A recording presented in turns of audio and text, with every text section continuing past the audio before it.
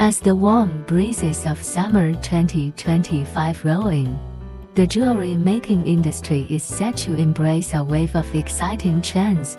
These trends not only reflect the evolving tastes of consumers but also the broader cultural and technological shifts in society.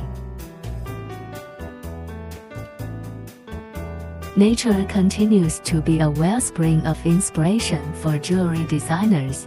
As people seek a deeper connection with the outdoors, jewelry pieces that incorporate elements of nature are gaining popularity. From subtle nods to natural forms to more elaborate representations, these designs bring a touch of the beauty and tranquility of the natural world into everyday accessories.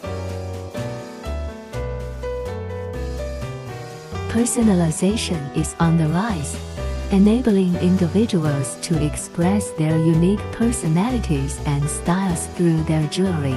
This trend allows for a more intimate and meaningful connection between the wearer and their jewelry. Asymmetry and playful shapes are making a bold statement in 2025 summer jewelry.